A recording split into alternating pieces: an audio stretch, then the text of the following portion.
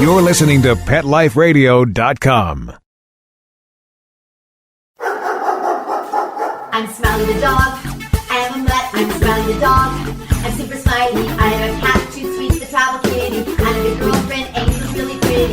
I have a pony and we share a big horse. We have a big yard. Yeah, we have to, of course. I have a pool. In the summer I stay cool. Think of a fountain, live in the mountain, live high on the hog. Need to be a spokes dog. I'm Smiley the dog. I am a mutt. I'm Smiley the dog. I'm super smiley. Woof and Super Smiles. Happy holidays, happy Hanukkah, and Merry Christmas! Welcome to A Super Smiley Adventure on Pet Life Radio, the largest pet radio network in the world. I'm Megan Blake, the pet lifestyle coach, traveling the country, helping people find the perfect pet for their lifestyle, and I help train them so they keep that pet forever. And we're here with my oh-so-handsome co-host, 2-time shelter dog, Super Smiley. Good boy, Super Smiley. Here on A Super Smiley Adventure radio show, we explore adventures where animals lead. These could be adventures for fun or missions of animal advocacy or inner journeys of self-discovery where our pets become our healers and teachers. And Super Smiley's been leading the pack on that. We were just in Dallas presenting the Kindness with Super Smiley project to over 1,500 kids there with State Farm's Kindness is Powerful program. And we just had the amazing honor of receiving the Lifetime Achievement Award from the Awareness Film Festival in Los Angeles. Included in that Lifetime Achievement was our show right here on Pet Life Radio, the Kindness with Super Smiley project, teaching kids kindness through pets, and our documentary films that you all can see right after the show at kindnessfilms.com. So big thank you to Sky Kelly for all you do to bring awareness to the world and for including us in your honorees. And speaking of honorees, our guest today is at the top of the list. Cats, dogs, horses, he knows and has helped them all. He's the president and owner of the Reedsville Veterinary and Emergency Hospital. He's been named the Veterinarian of the Year. His dog, the little black Scottie named Peggy Sue, won Westminster's Best in Show. And he and his Arabian horses have won over 15 U.S. and Canadian national championships.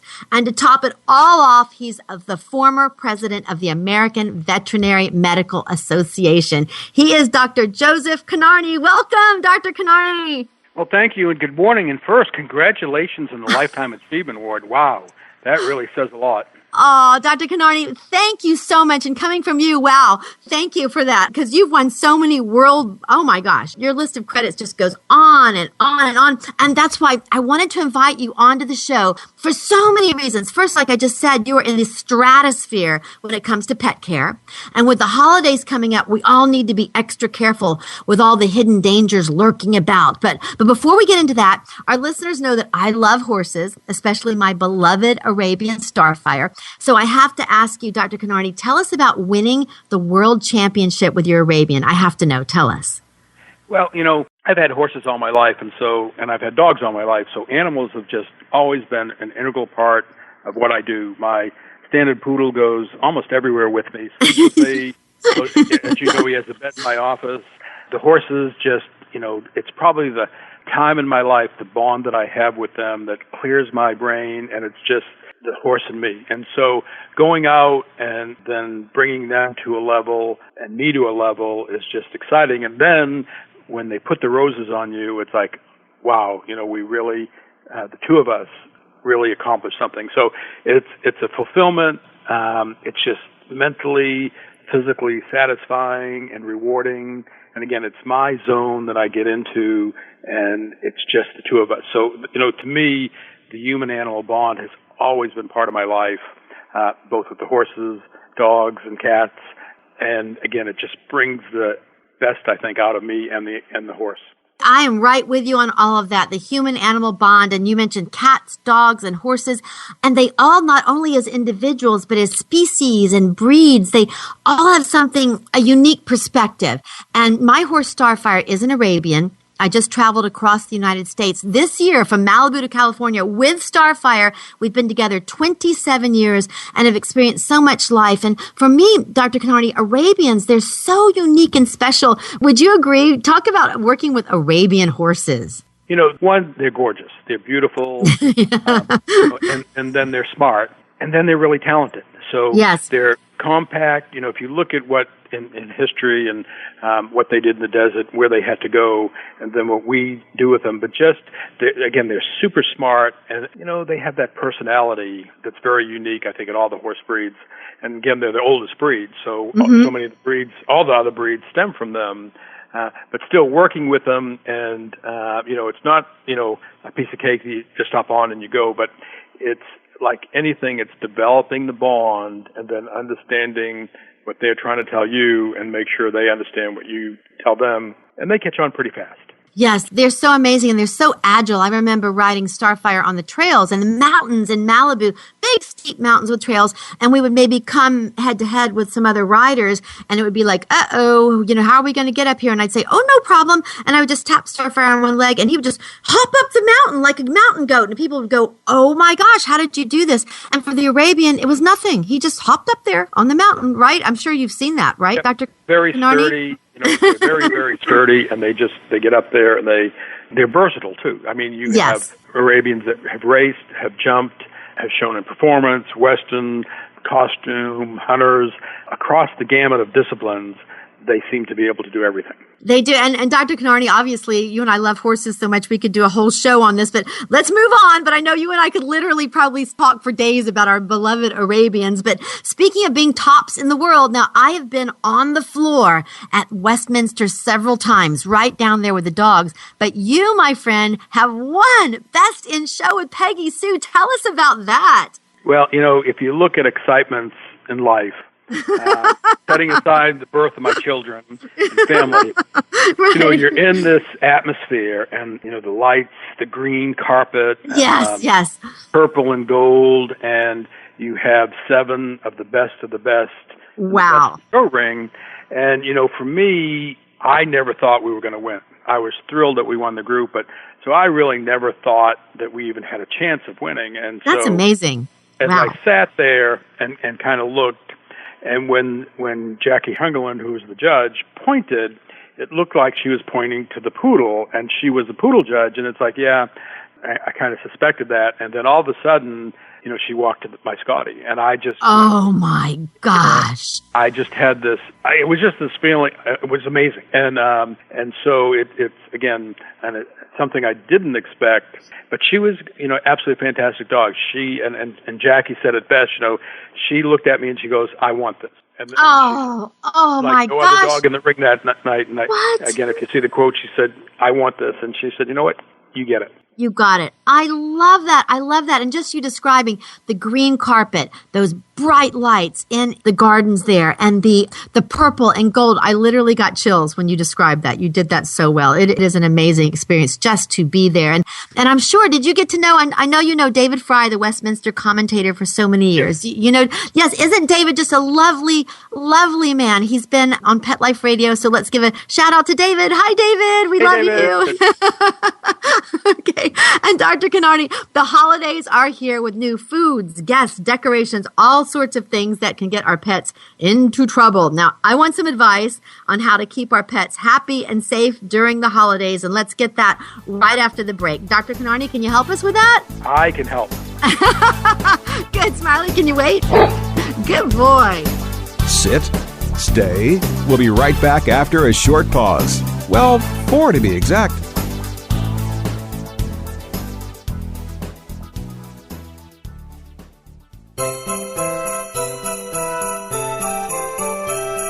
Put a puppy under the Christmas tree.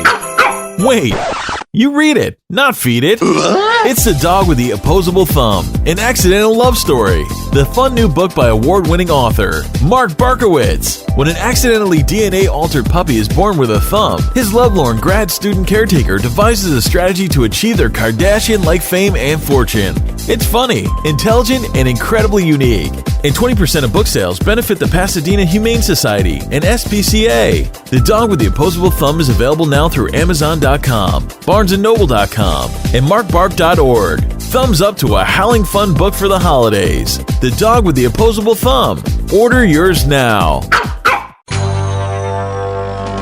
It's DesignerPetSweaters.com. Hand-knitted designer sweaters for your precious pup or cool cat. beautiful couture patterns for your pets, including custom-knitted formal wear, casual wear, yachting, and even sports-themed. Many designer pet sweaters include feathered tammy hats, top hats, and a lot of sparkle. Each sweater includes leg loops, front paw sleeves, and leash opening. Visit designerpetsweaters.com to order your four-legged fashions today. Your pets will stay warm for the winter and be runway ready. Large or small, we fit them all. designerpetsweaters.com.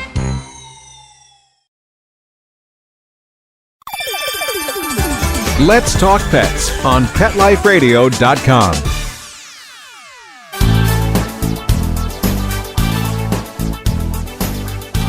And we're back on a super smiley adventure with former president of the American Veterinary Medical Association, Dr. Joseph Kinnarney. Welcome back, Dr. Kinnarney. Great to be on. Great to be here. And Great holiday season, exciting. Yes. My poodle is looking at me saying, Dad, why are you talking so much? I love this. And you are right. The holidays are here. We are right in the middle of them. And we all know this means special feasts, different foods, guests, parties, decorations, which is all fabulous, but all of this can present some hidden dangers for our pets. So Dr. Kinnarney, what is the first thing or one of the most important things we should be aware of to keep our pets safe during the holidays? Well, our clinic is also an emergency and critical care clinic. We see the travesties of holidays. The number one thing we see is vomiting and diarrhea.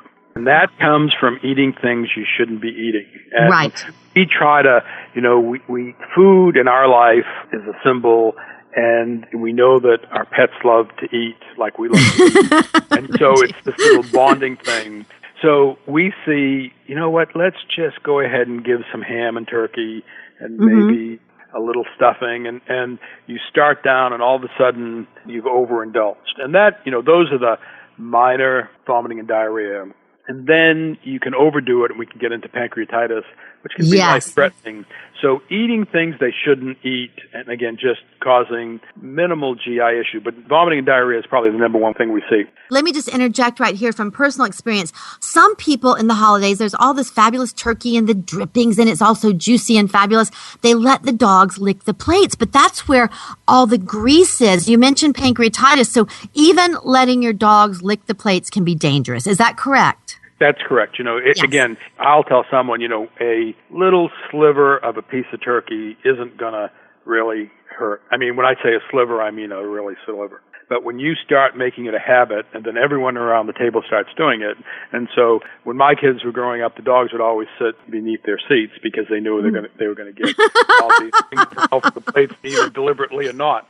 Right. And so that really can throw them off. And as you said, even, you get the drippings, the grease. And I actually had a Doberman Pinscher one Christmas who ate a 30-gallon black garbage bag that had oh, full of my grease gosh. and stuff. And the dog obviously got real sick, and I endoscoped him, and I went into the and they had no idea what happened. And I looked in the stomach, and all I could see was black. And I'm thinking, oh, gosh, did he get into tar or something? And yeah, what is this? So anyhow, I did an exploratory, and I took a 30-gallon black trash bag out of this dog. And he lived, and he did fine, but he ate everything. He went in, and he got into the bag. He ate everything was in it, and then the whole bag.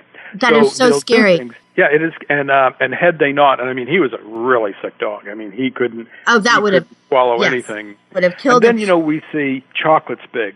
Yes, tell us about chocolate. I had and dark chocolate. The darker the chocolate, the worse it is. The higher cocoa content, right? Yeah, is the high cocoa. Yes, go ahead. Right, and it wipes out the liver. And I had a Bichon that came in that ate a whole pound of dark chocolate and was unfortunately dead on arrival. But I just ran a blood glucose, and the glucose was 700, and the liver enzymes were off the scale, and it just actually toxic and high levels. So being really cautious, and it's not just, it's the little accidents. So you have stuff under the tree, and you're not watching your dog, and the dog gets under the tree, and they smell it and they eat it.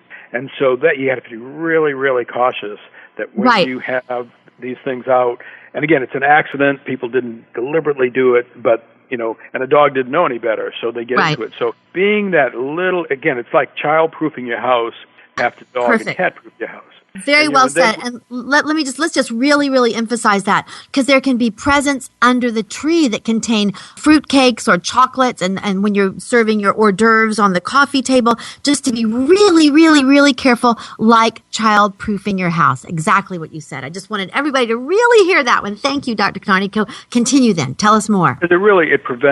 It prevents so much. And then you'll have, all of a sudden you'll have what is normally a quiet household, and then 25 family members come in. Right. There you go.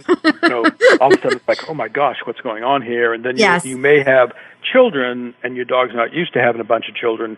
So being cautious as to, should my dog be out here with us when all this is going on? And then again, knowing that we have small kids in the house who may think it's fun to feed a chocolate or something. So cautiously look at who your guest list is and how your dog will interact with them. Right. And then say, you know what, maybe they should be in the bedroom for their protection. It's not a bad thing, but in the long run, it protects them. Because again, we see them. We've seen the things I've removed. I mean, I've removed knives from dogs' stomachs. Yes, I believe that. And let me interject there as well. I love all of your tips. They're amazing. You mentioned all the guests coming in and the food danger, but also dogs that aren't used to this can get very stressed. And I love that you mentioned maybe put them in a room, that your dog may just love being locked in a bedroom with his nice little bed and put a sign on the door that says, do not enter. It's the dog decompression room. Do you like that idea? Absolutely. And again, just alerting your guests, and again, looking at what's the best interest for my pet. And again, while sometimes I'd rather have them having dinner with me than some of my guests, you have to do kind of what's best for the family. Right. And then, you have other little things like electrical cords that are in areas that shouldn't be, and low-hanging trees with cords. And then if I know I had a cat once that ate a string of popcorn. Oh. And it had, so it ate the popcorn and all the string. And the string. So it ended up causing a linea foreign body, and it had to have surgery. And it actually had a few feet of intestine removed because of the damage. So when you have these low-bearing things, and again, it looks pretty, and maybe your child made it at school, and then you come home, and then again, they get in it, and it can cause a problem. And then electrical cords. Sometimes, again, we're in the kitchen, we spill some gravy on the cord, the cat jumps up there, starts licking and bites the cord, and all of a sudden, zap. So just common sense, as I call it. It's common sense 101. Let's not do some of these things. Right. And one thing that I've always said, and this sounds so silly, but Dr. Kinnarney, I know you're going to love this one. Literally, like you would do with a little child, an infant, or a toddler rather, get on the floor, crawl around, and look, what is my dog or puppy or kitty cat going to see? And then you see the packages, then you see the cords, the electrical outlets, the coffee tables right at your eye level. And I literally look at the world that way when I'm protecting my pet. Do you like that? Absolutely, because again, child-proofing, your pet's your child, or mine is, and so it's up because you are, again, with people, they start maturing and then they get a mind of their own. With our pets, they're our responsibility for a lifetime, and we have to do a lot of the heavy thinking for them because they just don't know better. Right. And back to the food. Oh, go ahead. You're sharing so much. So anyhow, getting down there, that's really a good thing. Getting down and saying, I crawl on the floor like my pet. What am I doing? What do I see? Yes, because we're going to be able to observe what we see, but we have to remember also their sense of smell is so much more acute than ours. So we have to imagine what are they going to be smelling down here? Where's their nose going to lead them, right? Absolutely. So that's a good thing. Okay, very, very good. And let's see what else. Candles. Oh my goodness, candles are so beautiful in the holidays, and they are about even on the table with lit candles where you might think they're safe. Sometimes kitty cats like to jump up on the table, and I've seen a cat or two, their tails catch on fire. Nothing serious, but it certainly could be, right? Watch out for candles. Yes. And the other thing, when you have a good-sized dog that has a long tail, there you go. They start wagging their tail. I had an Irish Wolfhound once, my oldest son did, and she, the biggest dog. I know those tall dogs. Those are circus dogs. She could go by a coffee table, and her tail would just empty the table. Clear it off. So Got when it. you have things that can burn, like candles and other things, you have to be really careful. And again, if you have a big dog in the house, you want to make sure everything is out of reach, their tail as well as their head. Right. And I want to go back to the garbage bag as well.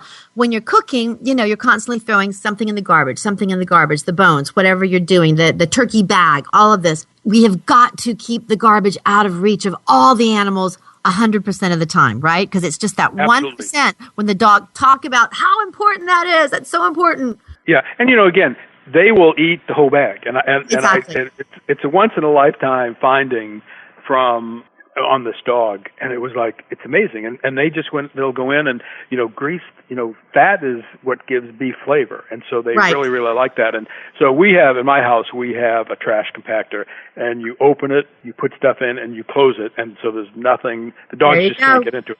That's they may be smart, but they're not smart enough to open the trash compactor. Right. Where I've had dogs, patients that I've seen that have actually opened the cabinet where the trash is under the sink. Exactly. And they pulled it out, and it's all over the floor. There you go.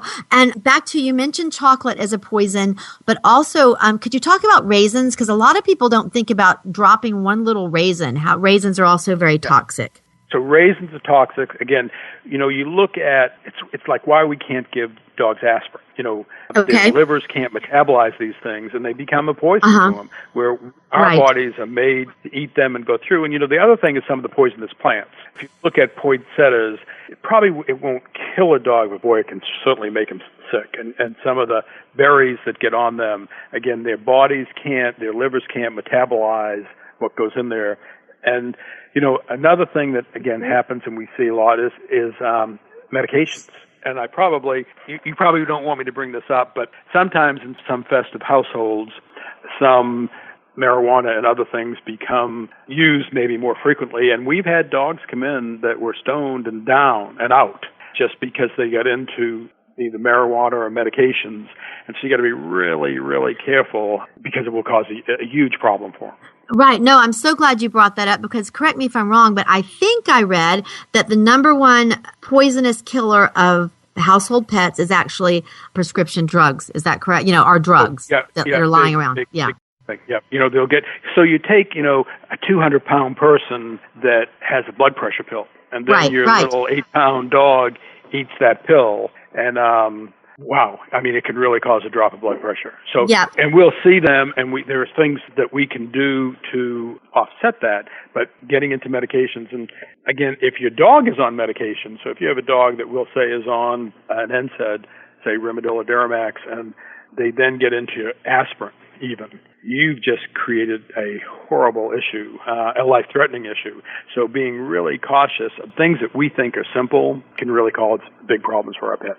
Right. So once again, it's like child-proofing your home, pet-proof your home. And then there's also pet travel. A lot of people travel with their pets, but let's talk about that after the break, okay? Absolutely. I love it. Oh, but I do want to say, Dr. Kinnarney, you helped Super Smiley get ready for his trip from North Carolina to Los Angeles for his Lifetime Achievement Award, and it all went great. And we're going to have more holiday travel tips with Dr. Kinnarney right after this break. Smiley, can you wait? Good boy. Sit, stay. We'll be right back after a short pause. Well, 4 to be exact. He was malnourished and emaciated. Constant scratching and just being unpleasant. He was shedding excessively. He was losing his fur. Franklin was rescued from the streets of Los Angeles. Bear was a rescue from the same shelter in Kansas City, Missouri that I got JJ the Terrier. I found his raw meat diet, which is raw meat, eggs, rice, and Dinovite and Lico Chops. His omega-3 supplement on Dinovite.com. DINOVITE.com. I've got my ground beef, the Dinovite, and I just mix it all together with the eggs and the shells. Franklin, he's thriving. His coat is soft and shiny. He's shedding much less. They're much happier. Their coats are better. Their behavior, especially their behavior, is better. How do you feed your shelter dog to derive a great attitude? Start that little pet off right. 859-428-1000. 859-428-1000. Just go to Dinovite.com. DINOVITE.com. Wishing you the happiest of holidays from our family to yours. Your official holiday station. Pet Life Radio. Let's talk pets. Let's Talk Pets Let's Talk Pets on Pet Life Radio. Pet Life Radio. PetLifeRadio.com. Hello, I'm Roma Downey, and I'm on A Super Smiley Adventure.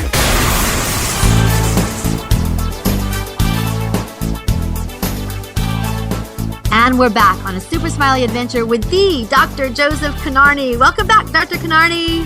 It's certainly great to be here this morning. And I'm looking out, and it's a little overcast in North Carolina, but it's like I wish it would snow. It gets just for a little bit, but don't. I guess some of my people would be real happy. I'm happy if I said that, but it makes it feel more Christmassy. But when you think about that, and my adage is, well, if I want snow, I want to travel with it. And so that brings us into the segment with our pets and how we should travel with them and things we should do. Yes, talk to us about that, traveling with the pets. So if you're going by plane, you have to remember you need a health certificate. You need to be current on their rabies. And again, so if you look at just domestic travel, you need to make sure you have a health certificate and a rabies certificate and certification of health. International travel is more complex, and each country has their own rules and regulations. To the extreme of going to Australia, it takes about 6 or 7 months of planning and paperwork and testing. Wow. To get there. So some of those travels, it takes a long, long time to get ready and do it. But just, if, for the holidays in the United States, if you're going to do that, be cautious. So the dogs that can travel and cats that can travel you within the cabin, you want to make sure they have a crate that they'll fit in and that they're comfortable. If your dog is going to go into cargo, make sure there's a big enough crate that they can stand up and turn around, and that's the USDA law. Again, travel papers, rabies certificate, and people say, should I give them something if they get anxious or not? Giving them drugs we really don't want to do that because you can suppress their cardiovascular system, and then you can cause some issues that you really, really don't want. And people say, what happens if my dog doesn't want to be in a crate? And if you're going to do that, again, it's planning ahead. Get them familiar with being in a crate. So feed them in there, put toys in there with them, and for several weeks before you travel, if they're not used to being it, acclimate them to it, and they'll have a great trip. So then if you're getting in cars, it's kind of the same thing. Yeah. Tell us about cars, yes. So having dogs or cats run around the car is really, really unsafe. So Absolutely, yes. I have a seat belt for my standard poodle that goes with me, and so I have a little sports car, and so when we're out sporting around in the front seat with me, he has his own seat in the back of the car, and sometimes a crate in the back of the car. So if I'm going on a long haul, I want to make sure he's secure. And again, if there's an accident, you don't want them to be flying through the air, thrown out of the vehicle, and that is really safe. And then you don't want them causing an accident. So making sure that they're secure, making sure that they're safe and happy, and then stopping. So if you're going to be on a long trip, every few hours you should stop, take them out, let them stretch their legs, let them have a bathroom break, offer them some water. And it's not only healthy for you and safe in travel, but it's really, really good for them. I'll see these people with dogs sitting on their lap, their head out the window, which isn't really a good thing because you can cause eye issues, drying issues, things getting in the eyes. But that, having them interfere with your travel, not a good thing. And then if you have a wreck and it's you, the dog, and the steering wheel, the dog loses. Yeah, so, that's for sure. Again, if everything always goes perfect, we wouldn't have to have rules for anything. But there are accidents, and that's why we call them accidents. So making sure your dog is secure and safe, and even, again, having a crate and having a seatbelt in the back seat, really good thing. Being really, really cautious. I agree completely with you. I love Super Smiley, so much, just like we all love our dogs. And Super Smiley, he may get in the front seat, get in the front door, but he always knows to go right to the back seat. And then I harness him up because another thing people don't think about in the front seat is the airbags. You mentioned that if it's a human, a dog on your lap and the steering wheel, the dog loses. But also that's why children are required by law, little children, to sit in the back seat because the airbags are a danger to them, and they also could kill a little dog sitting in the front seat, right? Absolutely. And so making sure they're safe and secure in their seat is really, really important, and have it away from dangers. Again, dog-proof your car. Right. Yes. And also in traveling, don't forget your dog's medications if you have any. That's something that often we forget. You've got the food and you've got his toys and his blanket and things that smell like you. Let me say that one as well. If you're traveling, even though the dog's going to be with you, I find it really helpful to bring a t-shirt that I've slept in, something that really smells like me that can just stay back there with Smiley so he knows that wherever we are, there's still familiar smells. Do you like that idea? Absolutely, and have toys for them. And, we will see, being an emergency clinic, we will have someone comes to town, their dog's on heart medication, they left the pills home. Right. And then, I don't really remember what's there. And so if it's after hours or Christmas Day, it's tough for us to find the medication. A lot of times we end up calling their veterinarian. So as long as everything's open, it makes it easier. But when you forget it, you can then again have issues. And lo and behold, you're in the emergency hospital, and you don't want to be doing that on Christmas because your dog can't breathe because it has heart disease and it's accumulated fluid or something. So really, really important to think ahead, like for them, like you would for yourself. Absolutely. And Dr. Kinnarney, we have covered so much information here, but is there anything else you'd like our listeners to be aware of, something that you're working on, or regional issues, just anything that we should know about it? I think we've sort of covered everything, but anything else you'd like to share? So I will tell you, when I look ahead, and this will be my New Year's. Oh, good. Tell us.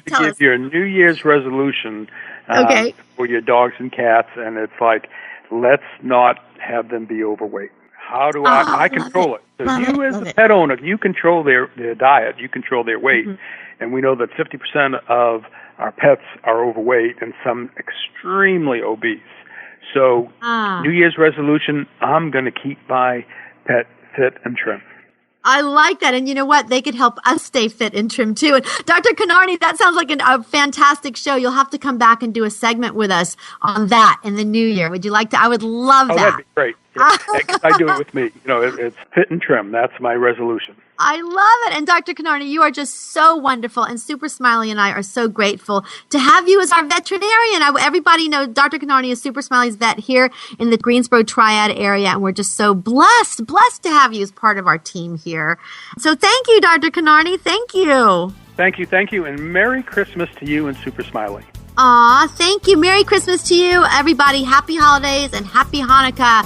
And also a big thank you to our super producer, Mark Winter, for bringing A Super Smiley Adventure out here to the world.